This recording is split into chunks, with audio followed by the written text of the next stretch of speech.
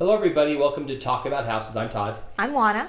Okay, so the question we get all the time, and even in the video comments, is when is the best time of year to sell a house? So, there's some theories. Like one is, though, you should never do it like right before the holidays because, there's people are, celebrating whatever, they're traveling and no one's interested in buying. So if you sell the house then, and some other people are saying, well, the best time is like in May or March or, because of there's a lot of homes on the market because families, are timing their work and everything to leave that job so that their kids finish the school year, and then when they move over the summer to the next place to have the school year, right? So there's all these theories and all these sort of ideas about when the best time to sell is. And we're not talking about when the most people sell, because you can statistically see what time of year most people sell, which is in this spring, okay?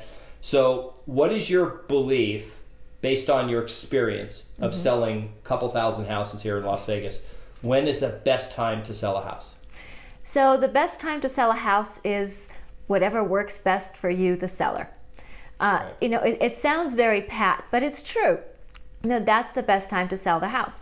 There are lots of people who do purchase homes over the holidays. Maybe they've got time off from work. Maybe they are coming to town to visit relatives and they are moving here, and this is a house hunting trip combined with a holiday trip. Maybe there are less homes on the market, so you have less competition as a seller. So there are lots of good reasons to list your home over the holidays. There are lots of good reasons to list your home after the holidays. Again, people have different theories about that. January, February, that's also a great time because, that's what works for you. It doesn't really matter. What matters the most is make it work for you and make sure that your home is presentable. That means that your home is clean, it's neat, it's decluttered. You have packed away everything that you're not using and don't need. Your home smells nice, looks nice, your yard is refreshed.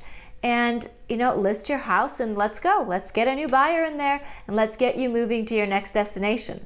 Yeah. So, it's funny because I remember a long time ago, I would be meeting with people who were thinking of selling, and, a lot of times it'd be like November or December, and they would always say, well, I want to wait till after the holidays. And and they always gave some reason. It was all just their belief system. Oh, because nobody's looking or whatever during the holidays, or we don't want to be interrupted during the holidays. Well, truth is, like if you add the total amount of time that people are in your house, it's not very much. And even if you have 20 people in for 15 minutes each, that's only 5 hours of your whole month maybe. And it's probably not inconvenient. But then what's funny is you go and you can find YouTube videos where people are saying the best time to put your house in the market is over the holidays because your house, is all decorated and it looks very, whatever, lively and everything.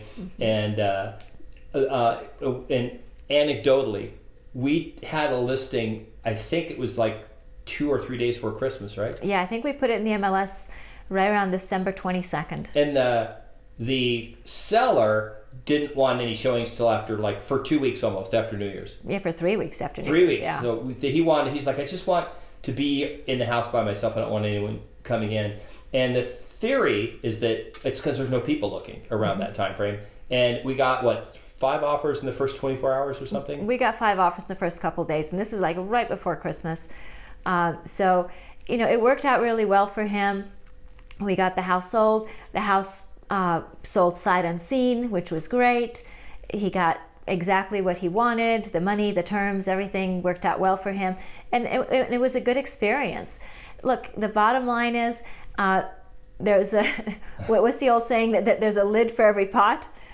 So, put your house on the market when it's good for you, and it'll be good for someone else too. Yeah, the funny thing is that, so those of you who understand the stock market, that there's this thing called the perfect market theorem, and the idea is that everyone has all the information. It's a perfect market. Everyone knows everything. So there's really no way you can special information that you can have in theory. And it's the same with real estate, because if you could statistically say, hey, do you make, Zillow did this thing where they went and analyzed everything about real estate. We should actually do a video on that. But they analyzed everything, and they didn't touch this. They didn't touch when you should sell, because you can't say, well, you get more in May than in September, because actually you may not, and this is why. September's further into the future. So if prices are going up a little bit, you get more in September, and it has nothing to do with timing. It's just you waited longer, right? So if you say, hey, when do you want time the market to sell to get the most money? Like 50 years from now. You'll get more money if you wait 50 years, right? But don't try to time the real estate market. Just try to make it work for you. You know, if you need to stay in the house until a certain date, either put the house on the market now, go under contract, negotiate some little rent back, so you can sell the house and stay in it until you have to move, or just put it on the market right around the time you're going to move, so that we get under contract and everything, and then you can leave knowing that, you know, hopefully it's going to close pretty soon. Move all your stuff out. But what you don't want to do is like move out and wait till it's completely empty and then put it on the market, and then, because now, you know, the 2 months it might take to get a buyer and close and everything, you're just out. You're paying a mortgage payment, and you're not getting your money out of it. Right.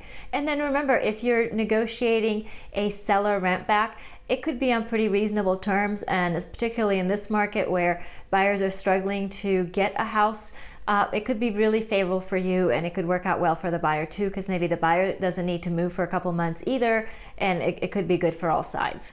Yeah. And then one last thing to keep in mind, you'll look at this, they have the graphs that show what month more things sell in.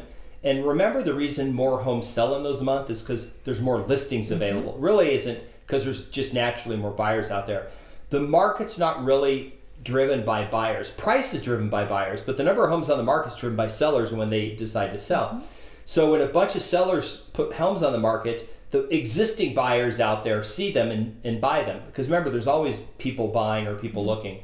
And the other phenomena too is, the reason it's a spring is because a lot of companies try to time their jobs around that time, because it's most convenient for people, because we're interested in things like school district and other things that fall around that natural year where you're off for the summer. People's vacations, a lot of people take summer vacations. They don't want to deal with moving and stuff during the summer. So spring's a hot time. It's not mean it's the best time because that's when all the people are looking. It's just we've sold homes in January and sold them just as fast as we've sold them in May. Right.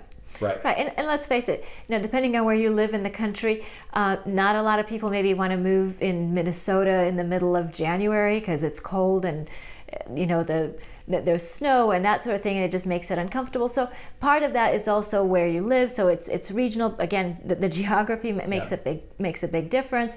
But we have not seen that negatively impact Vegas, which is the converse of that. So people still are moving in August in Vegas when it's really hot. So we haven't really seen people not transact during the hot months. So I'm assuming that during the cold months, in cold areas, it doesn't necessarily have that huge of an impact. But if it does, please let us know what's going on in your market. We want to know from you, because our experience here, in the hot months, we have not seen a decline in transactions. Yeah, if you watch our market update videos, you'll see like how the number of listing inventory changes throughout the year. But then if you look at the sale price, it's a nice even thing. It doesn't like go up in the spring and drop in the summer and do any of that. It's just a nice steady increase. So if you're trying to maximize money, don't try to time it. Right. That's our advice. This is our opinion, and this is what we have experienced for doing this for a couple decades here in Las Vegas. But again, real estate is hyper local. So, take a look at your market and see what actually happens there. Not necessarily anecdotally, but what do the numbers actually look like in your market? Because they may be different than they are for us here in Las Vegas. Yeah. Okay. If you made it to the end of the video, thank you very much. Please subscribe, hit the notification bell. If you're thinking about selling your Las Vegas home, then I'll put our contact information up on the screen. You can reach out with any questions that you have, and we would be happy to help you. Absolutely. See you on the next video. Right. Bye.